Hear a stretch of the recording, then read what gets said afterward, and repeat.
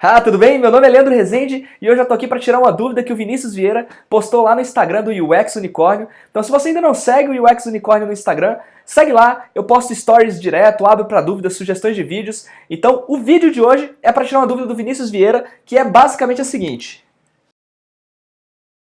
como o UI Designer pode facilitar a vida do desenvolvedor front-end, aquele cara que saca de HTML, de CSS. Isso é muito legal aqui para o UX Unicórnio, porque um dos grandes objetivos é ajudar os designers a ter essa visão holística de como funciona todo o processo do ciclo de vida do desenvolvimento de um produto, para o UI Designer conseguir sacar esse tipo de coisa. Como ele vai conseguir trabalhar em equipe e passar o handoff, passar o bastão para o desenvolvedor que vai estar trabalhando lá com o código. Então vamos lá?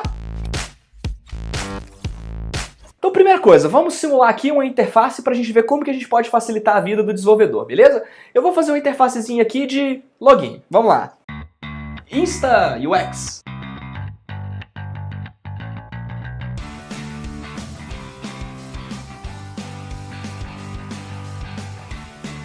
Bom, então digamos que a gente tenha essas duas telinhas aqui para a gente passar para o nosso desenvolvedor.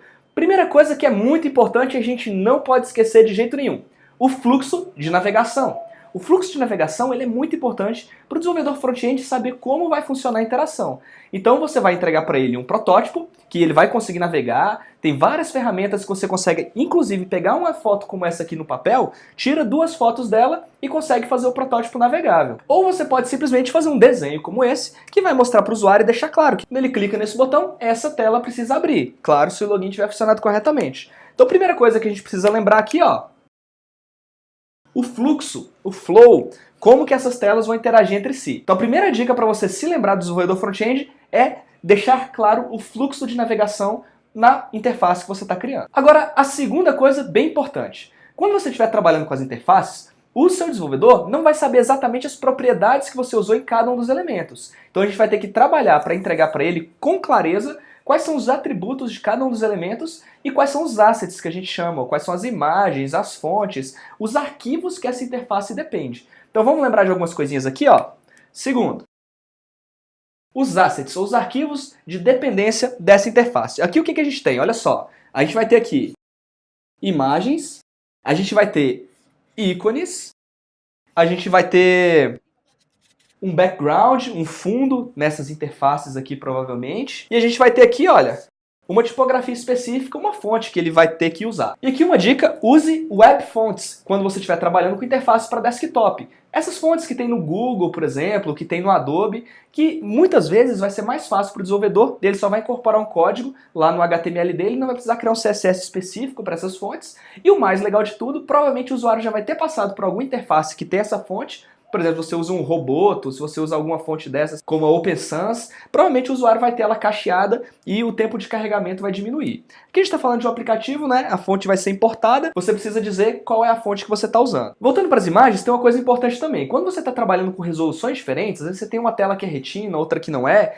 legal você exportar essas imagens também em resoluções diferentes. Então essa imagem aqui, de repente você vai exportar a imagem e a imagem 2@, que é do tamanho 2 vezes maior, por exemplo, que o tamanho da imagem atual. É quando você vai trabalhar com um sistema de pontos, um ponto significa um pixel. Às vezes 2 pontos, se você tem aqui uma imagem que ela é, por exemplo, 10 por 10, quando você trabalha com o sistema retina 2 vezes, você vai exportar ela 20 por 20. Eu vou mostrar na ferramenta aqui como você consegue fazer isso facilmente. Quando você vai trabalhar aqui com essas interfaces, você precisa deixar claro para o usuário também os atributos de cada um desses elementos. Então um botão como esse, login, esse botão tem um monte de coisas nele, olha só. Vamos destrinchar esse botão de login aqui. Esse botão de login, olha só, quando eu escrevo simplesmente login, eu já tenho aqui um font size, que é o tamanho da fonte, por exemplo, 12 pixels. Aqui eu vou ter também um font family. Digamos que eu estou utilizando o Roboto aqui, uma das fontes padrão do Material Design. E eu quero esse botão centralizado também, igual está aqui, né? Então eu vou ter um Text Align Center. Agora, com esse botão aqui, eu não quero que a borda fique colada nele. Eu quero que a borda fique um pouquinho mais distante. Olha, tem um espaçamento aqui, tem um espaçamento aqui, tá vendo? Então digamos que eu tenho aqui, olha, um botão que ele tem um espaçamento superior aqui e tem um espaçamento lateral aqui. Então eu vou ter um padding de, por exemplo, 5 pixels superior e inferior e 10 pixels da lateral direita e da lateral esquerda. E eu quero também, olha, uma borda que seja preta e que seja não pontilhada, ou seja, sólida e de cor escura. E eu também quero que ela seja arredondada, então ela vai ter um raio aqui, ó, 50 pixels. Aí eu crio o meu botão de login, mas ele também tem que ter uma distância aqui, ó, na margem, né, entre os botões. Então de repente eu vou botar uma margem aqui, margem de 10 pixels. Enfim, olha só, o que é que eu estou querendo dizer? Esses atributos aqui, não dá para o desenvolvedor simplesmente adivinhar. Tem a cor de fundo também, tem a cor da fonte, tem um monte de coisas aqui relacionadas a esse botão. Então, você vai também deixar claro para o seu desenvolvedor quais são esses atributos. Existem algumas ferramentas que são muito legais, o Zeppelin, por exemplo, ele se conecta com o Sketch, ele se conecta com outras ferramentas como o Figma, o XD, e o desenvolvedor consegue navegar na sua interface ao clicar no elemento, ele consegue ver todos esses atributos. Eu vou dar um exemplo aqui. Olha só que legal o Figma. Eu vou vir aqui, olha, e vou clicar nesse elemento aqui. E vou colocar aqui no código. Olha só, esse ícone, ele tem 30 de largura, 30 de altura, o background dele é branco, esse FFFFFF do branco, 6 vezes. Essas imagens, olha o tamanho delas, 104 de largura e de altura. Esse botão, vamos ver as propriedades? Olha só, tem 99 de largura, tem 36 de altura, tem um raio de 32 pixels. Qual que é a fonte? Tá lá, ó, fonte Roboto, tem 24 de altura de linha, tem 12 pixels de font size. Então, com essas informações aqui, fica muito mais fácil para o desenvolvedor, para ele conseguir colocar esse botão do jeitinho Pixel Perfect, do jeitinho que você pediu. Vou dar uma olhada no Zeppelin aqui, olha só que legal. O Zeppelin é muito chique, fala sério, olha só. Quando você manda a interface para o desenvolvedor, na medida que ele vai clicando nos elementos, olha só, ele tem todas as informações aqui.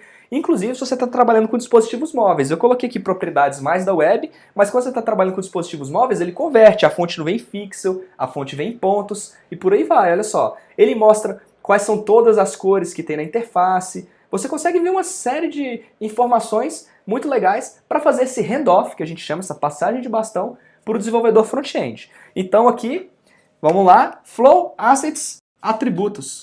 Os atributos dos elementos são muito importantes. E aí quando você vai criar esses elementos aqui também, é legal você fazer várias variações deles. Por exemplo, você vai ter um botão. Às vezes você tem um botão que é quadriculado, às vezes você tem um botão que é pequeno, às vezes você tem um botão arredondado. Você tem um outro botão igual esse, só que ele é de uma outra cor. Quando eu estou com o mouse em cima dele, ele tem uma cor azul, por exemplo, que seria a cor do hover. Então, quando você tem essas variações, é legal você já deixar claro também o seu guia de estilos para o desenvolvedor saber as possibilidades. Ele consegue criar classes que vão fazer sentido para ele. Eu vou dar um exemplo aqui com o Bootstrap, que é um guia de estilos bem legal, olha só. Aqui você vê que eu tenho um botão para as ações primárias, para as ações secundárias, o verde para o sucesso, o vermelho para o perigo e por aí vai. O desenvolvedor ele pode criar essas classes aqui, olha, que vão dar atributos diferentes e dar estilos diferentes para os botões, sem ele precisar ficar fazendo muito código na mão. Então, para reaproveitar mais os elementos, se ele souber claramente quais são todos os tipos de botões possíveis, e você consegue fazer isso com guia de estilos, que vai ser o tema de um outro vídeo no futuro, que já pediram também lá no Instagram, você consegue mostrar, olha, os botões primários, botões secundários, ele vai criando classes que fazem isso com os botões. Eu vou trocar esse botão de Success aqui, por exemplo, para Danger. Então aqui, ó, Danger, ele vai ficar vermelhinho, ó. Só mudei a classe dele aqui embaixo, ele vai ficar vermelhinho, tá vendo? Então fica muito fácil para o desenvolvedor depois trabalhar com mais flexibilidade na tela. Vamos lá, o que mais que a gente pode ter? Olha, tem os botões que tem outro tipo, outro estilo aqui, olha, esse aqui já não é preenchido. Aqui eu tenho um exemplo de um botão grande e um botão pequeno. Como é que o desenvolvedor faz isso? Colocando uma classe, olha, botão large ou o botão SM de small. Ele vai colocar tudo isso no CSS dele se você já tiver deixado claro que essas coisas existem lá no seu guia de estilos. Então, uma coisa legal que você pode fazer também é o seu Style Guide. Se você tiver um Style Guide que fala quais são todos os tipos de tipografia, todos os tipos de botões, os tipos de cores que você tem no seu elemento, vou dar um exemplo aqui. Olha, por exemplo, esse Atomize é um design system para o Sketch, ou um guia de estilos para o Sketch, que você vai ter, olha só, vários tipos de ícones diferentes, tipos de fontes diferentes, tipos de cores, de notificações, como os formulários devem ser preenchidos. Então, quando você usa esse tipo de guia para você passar para o seu desenvolvedor quais são todas as possibilidades que ele tem para ele configurar o CSS dele, vai facilitar a vida dele. E também quando você mudar alguma coisa no seu UI, na sua interface, lá no Sketch, no XD, no Figma, você também pode avisar para ele, olha, mudei essa propriedade básica, ele vai lá e muda no código dele e toda a interface vai ser atualizada. Esse tipo de pensamento mais no futuro você precisa ter, você precisa criar interfaces escaláveis. Depois você muda um botãozinho aqui e como é que você vai avisar para o front-end que ele vai ter que mudar em 30 telas que ele fez de formas diferentes. Então se você tiver esse guia que vai garantir esse padrão visual, também ajuda bastante. Então o trabalho do UI que facilita o trabalho do front-end. Olha, e tem uma coisa muito legal no Sketch aqui também que eu preciso mostrar. Quando você clica aqui no elemento, olha só, se você apertar o botão direito e colocar para copiar o CSS, o atributo CSS, você dá um Ctrl V aqui, olha o que ele trouxe para mim. Ele traz as informações de CSS do elemento. Olha, eu vou pegar aqui agora esse elemento aqui desse retângulo aqui, que tem borda, tem um monte de coisa. Tem sombra. Então vou colocar aqui, olha, copy CSS attributes. Então ele pegou, olha, me deu qual que é o background, qual que é a borda, qual que é a sombra, qual que é o raio aqui do arredondamento. Então aqui no Sketch também, ele integra lá com o Zeppelin, o desenvolvedor mesmo consegue ver essas coisas, mas se você também quiser ver quanto você está fazendo a sua interface para tirar dúvida de alguém, essa informação também está aqui, é bem legal. Agora olha só, olha esse Natus aqui do Trello. É o sistema de design do Trello. Ele tem, olha, todas as informações aqui, de quais são os botões, os estados do botão, como é que é o normal, como é que é o hover, como é que é o ativo, os ícones, os tamanhos. Mas de onde que veio isso? Provavelmente um UI designer foi lá e organizou todos esses elementos para depois um desenvolvedor front-end vir e criar esses guias de estilos. Alguma coisa impede do próprio UI designer fazer isso? Não, basta ter o conhecimento para fazer essa biblioteca. Então aqui, olha, tem toda a biblioteca de cores, as paletas de cores, os ícones, as tipografias. Olha só que legal. Todos os tipos de fontes, tamanhos de cabeçalho, tamanhos de texto normal, altura de linha. Então tem todas as especificações para o front-end developer ir lá e criar os elementos dele muito mais fácil. Inclusive os componentes, olha só que legal. Como é que é a estrutura dos cartões do Trello? Olha só, tem até a especificação de como os componentes são utilizados. Então para o desenvolvedor front-end, ter um guia de estilos como esse daqui é lindo demais. É muito legal para codificar. Então, se o UI designer quiser facilitar mesmo a vida do front-end, faz essas coisas. Então outra coisa importante a gente conversar aqui, grids. Os grids eles vão ajudar o desenvolvedor a organizar melhor os elementos. Então olha só, aqui eu tenho um grid dividido em 3 partes, que eu deixo claro onde fica o botão de sign in, fica fácil para eu me guiar. E quando você está trabalhando com sistemas desktop também, Bootstrap, por exemplo, você pode usar aquele grid que a gente já falou em outro vídeo, o grid de 12 colunas, para você guiar e estruturar melhor os elementos e ficar mais fácil do desenvolvedor organizar esses elementos na tela. Agora, quando você vai exportar essas imagens, olha só que legal, você pode pegar uma imagem específica aqui e clicar para exportar. Tanto o Sketch quanto o Figma, outras ferramentas desse tipo, elas deixam você exportar. Você pode exportar a imagem de tamanho normal e pode exportar a imagem com tamanho 2x. Quando ele exporta as duas imagens. Vou jogar as imagens aqui numa pastinha UX Videos. Salvei como pássaro. Salvei como pássaro e olha só a imagem do jeito que ela veio. Então olha só, tem uma imagem menor e uma imagem maior. Uma está em 1x e a outra está em 2x. Utilizado para as telas retina, por exemplo. Então, tanto o desenvolvedor front-end, ele consegue ir numa ferramenta dessas de handoff, como o Zeppelin, e exportar essas imagens, como você também pode facilitar a vida dele e já organizar uma estrutura de pastas e entregar para ele o seu flow, mais a estrutura de pastas com todos os assets e elementos que ele vai precisar. Vou dar um exemplo aqui. Você poderia ter uma pastinha de imagem.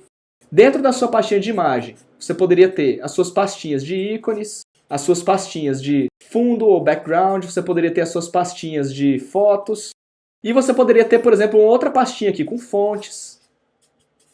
E por aí vai. Então, se você já conseguir estruturar todos esses exports dos assets aqui para o seu desenvolvedor, também facilita a vida dele. Bom, acho que eu falei de bastante coisa, é até difícil esgotar tudo que a gente tem para falar sobre handoff aqui em front-end. A gente vai falar sobre bastante dessas coisas aqui no curso de UI que tá para ser lançado. Então fica de olho lá na Udemy, vai ter um curso de UI com foco em UX e a gente vai ver todas essas coisas aqui, boas práticas para o UI designer passar o bastão para o desenvolvedor front-end. Espero que essas dicas ajudem aqui no dia a dia e é isso aí, galera. Até a próxima.